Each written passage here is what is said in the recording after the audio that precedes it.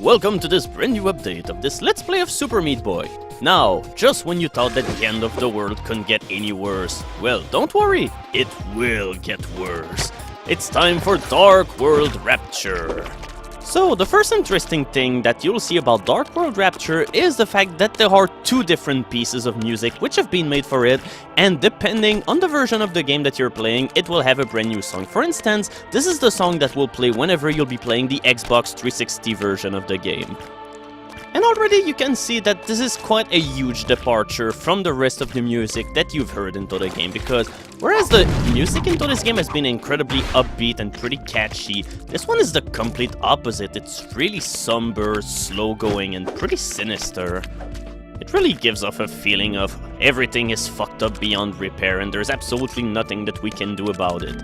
And yeah, those levels are pretty mean, even though you will never guess it from my playthroughs, because I really can't fucking believe that I've made it through those first two levels without dying at all. And yeah, it's a whole lot easier to do a wall slide off this wall and then jump off in order to deal with the gravity well. And finally, we have deaths into this chapter.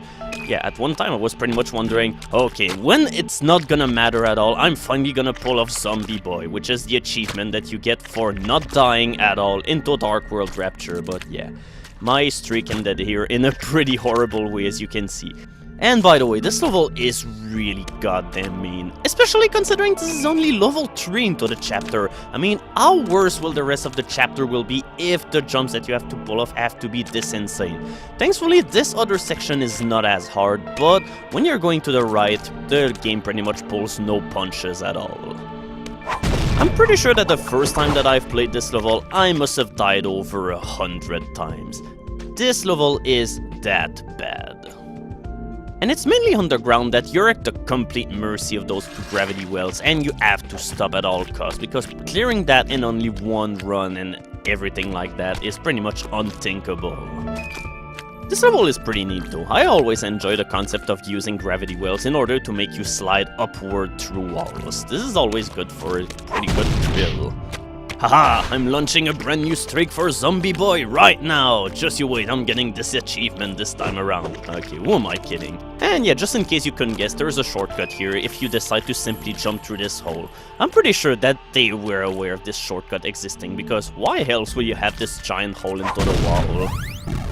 I mean, the jump can be tricky to pull off early on whenever you're first trying the game, because yeah, you do need to jump through that hole in a pretty precise way, but in overall, it's a pretty easy shortcut to access. Oh, and yeah, by the way, up there, that's a switch that you have to press while you're trying to not fall off the huge collapsing bridge, which has no respite for you at all. This is such a nasty level, but since I'm gonna take my sweet time climbing all the way up here, well, okay, that didn't end really well, but let's switch to the PC music.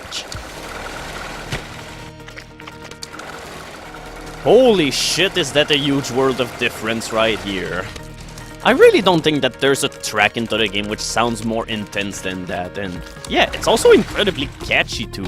So come on, when the hell is the end of the world happening already? And if so, I want this music to accompany my everyday actions, provided that I still live. And I certainly will now that I know the truth. Yeah, as much as I thought that the light world version of this level was a little bit under-garnished, I really like this level, because it happens to be incredibly frantic, only for the reason that you have to press several switches ahead of time, and it opens up stuff later into the level that you have to open up and go through before the other things close in front of you, so you have to be pretty fast on all accounts. This whole section of the game is all about going pretty fast. Case in point, yeah, you thought that catching a key off into the air into the light world was not hard enough? Well, how about making it so that the key starts falling while you're not in a suitable position to pick up the key at all? No fuck-ups are tolerated here. But this level also introduces one of the gimmicks of the Rapture that I really don't care about, which is making you jump through tiny hallways, avoiding 1-inch tall saws that will otherwise kill you if your jump is not 100% perfect. And yeah, this level is disgusting. I mean, both into its look and the way that it plays. Well, the middle of the level is not too tough, but the start and the ending of the level is especially cruel. I mean, you have to be some sort of contortionist in order to be able to pull that out. and that is not part of the job application at all. I'm really surprised that I've made it through this level on my first try. In fact, I'm really surprised at the low number of deaths that I have into this update, considering that I didn't even have any practice on these levels whatsoever. But come on, this is what you get for making it through Dark World Hell. I mean, you feel strong enough so that you can overcome any possible obstacle that this game will throw at you. If you can beat Dark Hell, then you can beat the rest of the game. And yeah, this level is really neat. It's pretty frantic, it's got a whole lot of meats all around, and it's also really fun to have them blown to pieces with the rocket launcher. Oh, but this level sucks, however. I really hate this level. Not only they start you out into the worst position out there, but you're in constant danger through the entire route. I mean, either you'll beat this level or you'll die within the first 2 seconds. There is no middle ground. I don't know, this level just has way too much trial and error for my taste. I mean, you have to guess at which rate the meats will spawn and chase you, the rhythm that you have to catch on for catching the keys, and everything like that. It really isn't that enjoyable. Oh, I really love those saws. It's just like, oh, they're so slow, but can you get out of the way before they actually cut you? Ooh, I'm not sure. Into this level, you can also show how fancy you can be with gravity orbs. Oh, you son of a bitch! I mean, couldn't the game act any more than that as an asshole? It's like, oh, I'm trying to get to this place, but oh no, I'm gonna shut the door in your face so that you cannot get in, you asshole.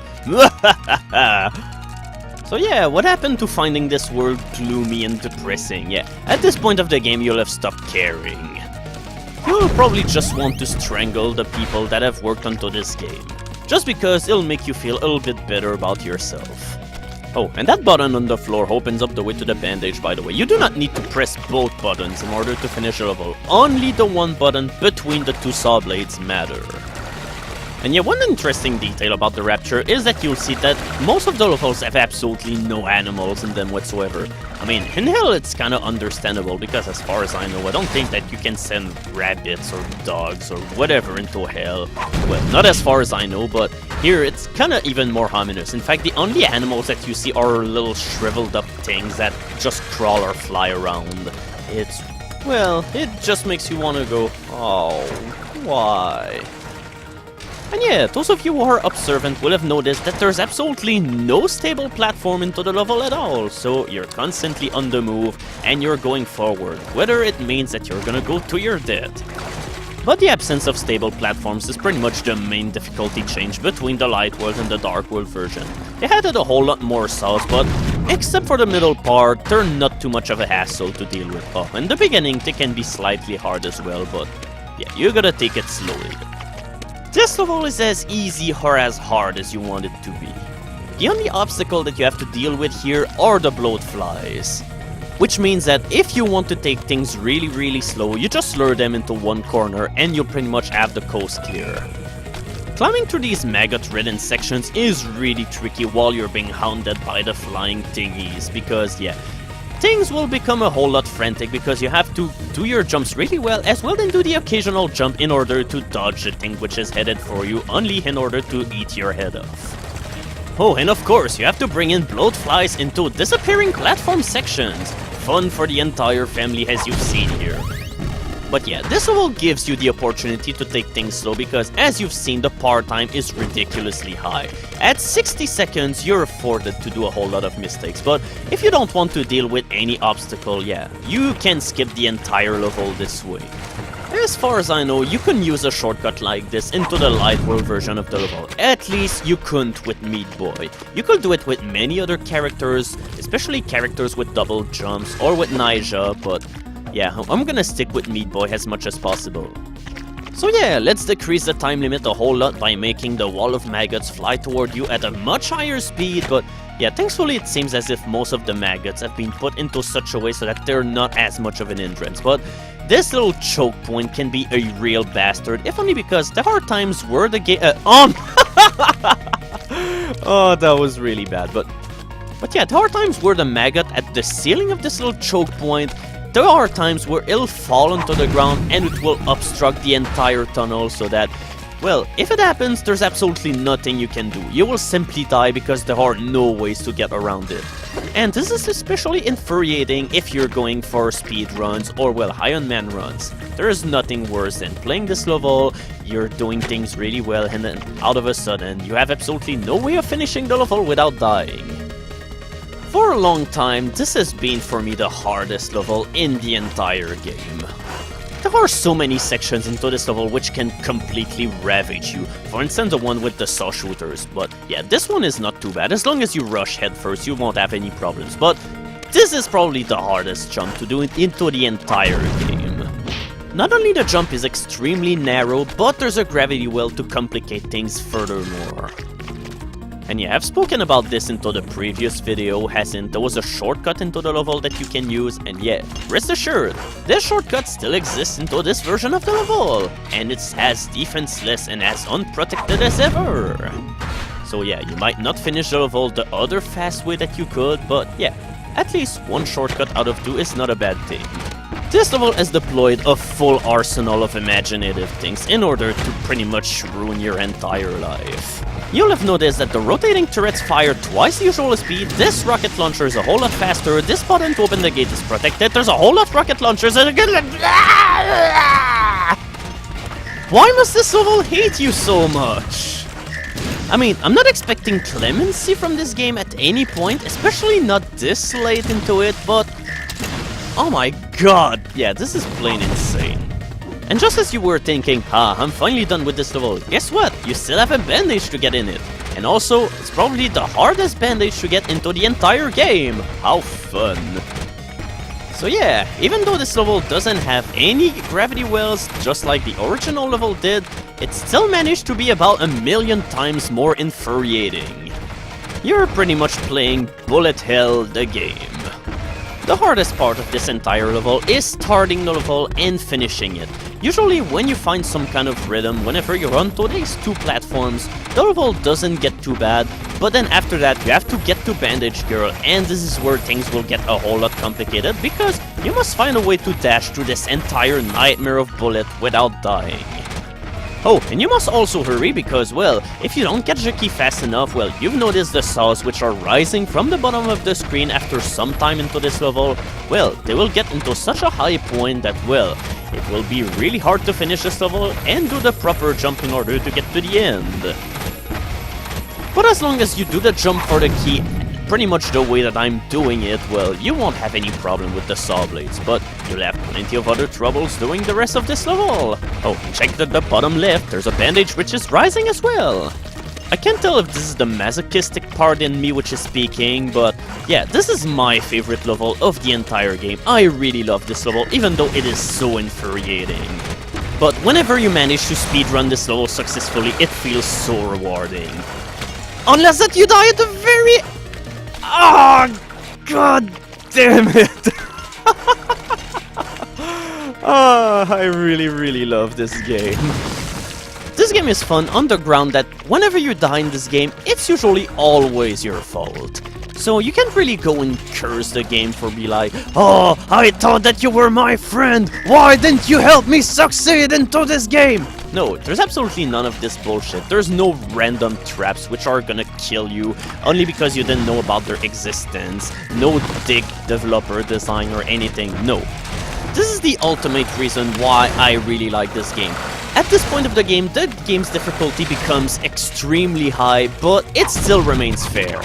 Every single time that you've died into this game, you could have avoided it. Okay, there were a lot of times where I didn't manage to avoid death this time around. And yeah, you pretty much see how far ahead I was with that other attempt. Yeah, I was all the way up here with that one attempt where I died at the very end.